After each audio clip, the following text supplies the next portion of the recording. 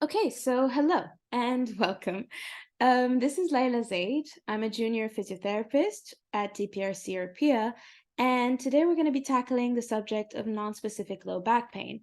Now, this mini training is about to have a lot of fun facts, a lot of interesting information, so I hope you guys stay through till the end. Let's get started, shall we? So first, we will talk about the definition, naturally. Then we're going to go into the prevalence. Then the quote-unquote causes, and this is where it's really going to get interesting, and factors. And finally, we're going to tackle the recommended management. Now, for the definition. Non-specific low back pain is defined as low back pain that is not attributable to a recognizable known specific pathology. So it's not going to be due to osteoporosis, a fracture, a tumor, an inflammatory disorder, radicular syndrome, or any of these known recognizable specific pathologies, right? It is usually categorized in three subtypes, right? Acute, subacute, or chronic, depending on how long it's been going on for. Next, the prevalence. So low back pain is common, right? It affects 60 to 80% of people throughout their lifetime, which is massive. It's the fifth most common reason for physicians' visits, and the cost of care in the US is, get this, $50 billion annually. And about 85 to 90% of all low back pain is classified as non-specific, which again, massive, right? Now, here's a fun fact. Low back pain is actually a self-limiting condition, which means it goes away by itself. With no treatment, 90% of people will recover within 3 to 4 months. 50% will recover within 2 weeks. And that 5%, the more challenging cases that don't improve, are usually the ones that we see the most in our clinics. Now, these figures may seem amazing. However, they are deceptive because even though it might go away, the reoccurrence rate is high, right? The reoccurrence rate is approximately 60% within 3 to 6 months. Now, let's go to the quote-unquote causes, right? Now, logically, when we have a problem, we try to find the cause, right? We try to look for abnormality. Now, usually one of the ways that we do that is radiology, right? We'll look at x-rays and MRIs. Now, here's the issue though. Radiological findings. It's difficult to determine the origin of low back pain with them because the rate of false positive findings in these studies is very high, right? So to try to illustrate what I'm saying, I want you to look at this table on the screen, right? This is the prevalence estimates of changes in the spine found in asymptomatic patients, right? Patients with no symptoms. So I'm going to look at my age. You can look at yours. I'm in my 20s, right? So 30% of people in their 20s have a disc bulge asymptomatically. 37% have disc degeneration, again, asymptomatically.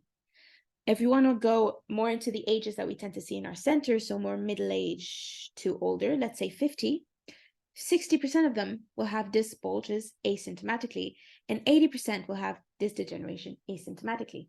So we can no longer just look at an MRI, see a disc, and be like, hey, your low back pain is because of that. Because a lot of people will have these changes asymptomatically. So a lot of people will have non-specific low back pain and would have a disc, or would have disc degeneration, and would have a bulge or protrusion. But all of that could still be non-specific low back pain. So how do we find the cause, right? How do we go about diagnosis and all that stuff? And more importantly, do we need to, right?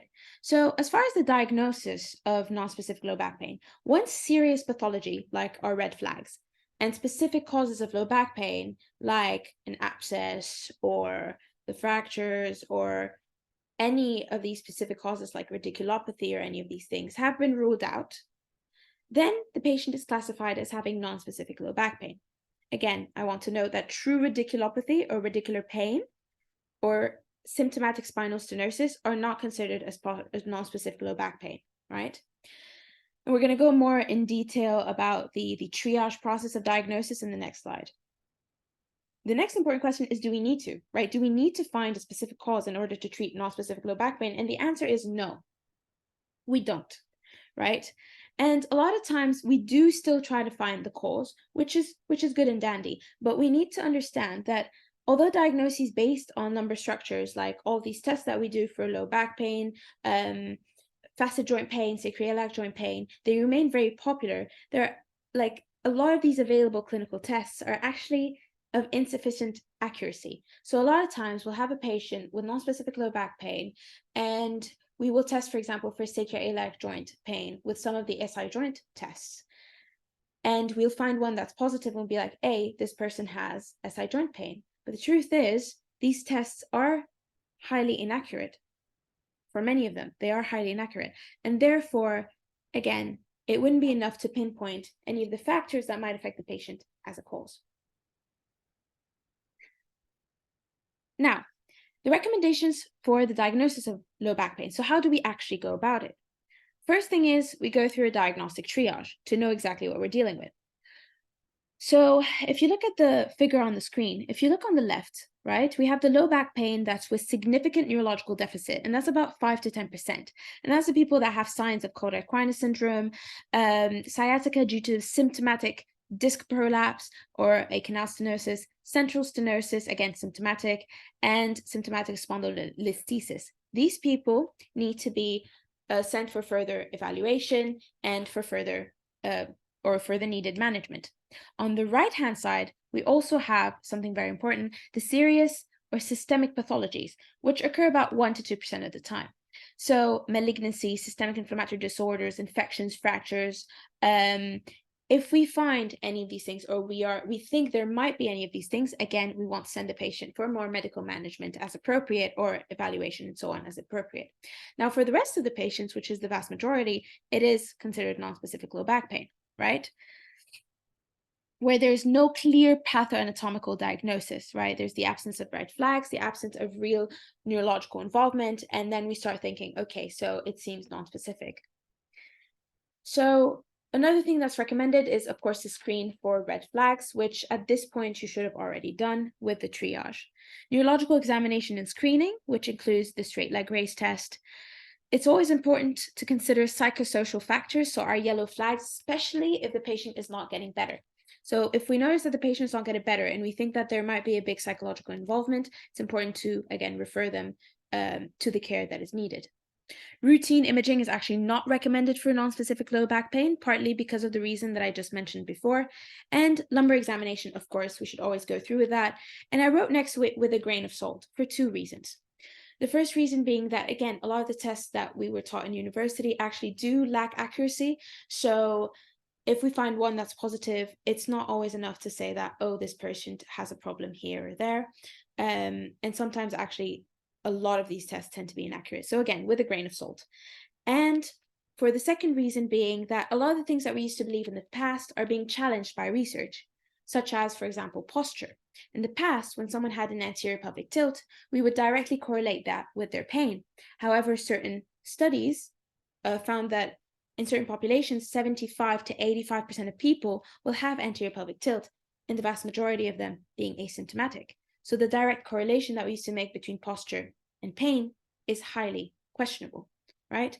So again, lumbar examination should of course be done, and we should have a big look at everything, but we should take certain things with a grain of salt so that we don't end up giving patients false information and having that act like a nocebo, which is the opposite of a placebo. Anyway, I've digressed. Moving forward. So factors. I kept talking about factors instead of causes, and this is what I meant, right? We often get obsessed with finding causes, and we forget that pain is actually multifactorial, especially in non-specific pain, so non-specific neck pain or low back pain, like is the case here. We are often oversimplifying something that isn't simple, right? I know this figure doesn't show very well, but I just put it there to show the wide variety of factors that might be affecting the patient's pain, right?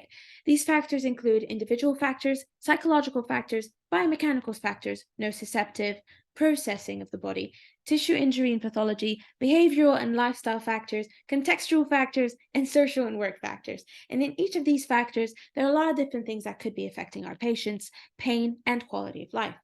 So it's not as simple as cause and effect.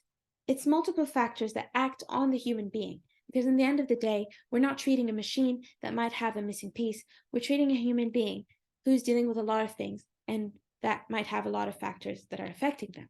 So it's helpful to see it as factors, because what you can do, or what you can teach the patient, is to control these factors. So it's not just the physical. It's, for example, if they have poor sleep, if they have a lot of stress, if they have uh poor like physical care. Like there's so many different things. Poor positions at work. There's so many different things that you might tackle with a patient, instead of just thinking in a one direction.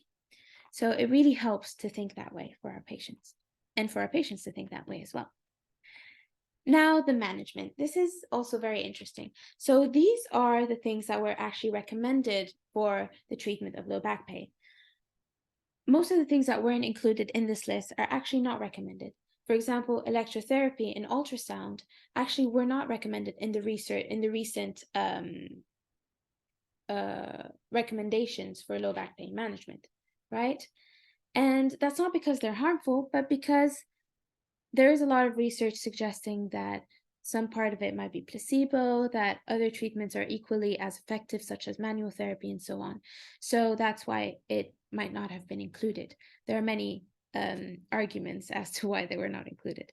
However, these are the ones that were. So as for non-invasive, we have education and self-management. Now, education and self-management are incredibly important because they give power back to the patient. We want patients to eventually become self-sufficient, to eventually be able to take care of themselves for themselves, and also to understand what they're going through. Because when you understand a problem, it's easier for you to solve it and to help yourself. So education, self-management, incredibly important. Exercise, of course, golden standard.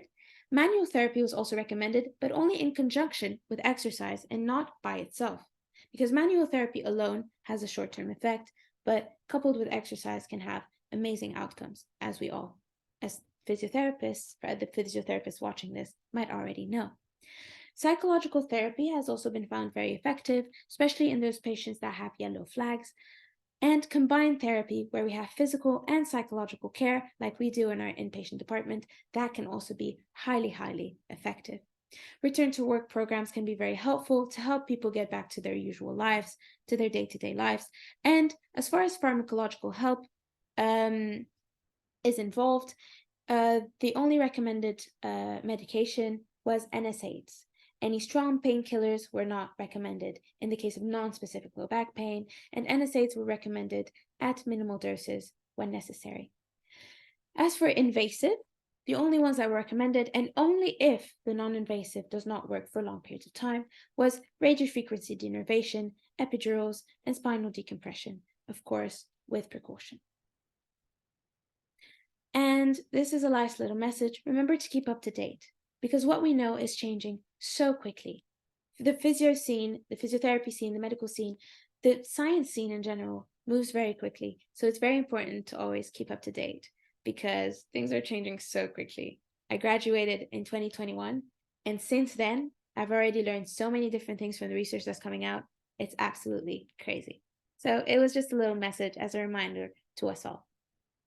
Thank you for listening, and if you have any questions or you want the references to any of the information that I put forth, please do contact me. I will find them for you and I will send them to you, and I can answer your questions. I would actually love it if we have these discussions, and I hope you guys enjoyed and have a lovely day.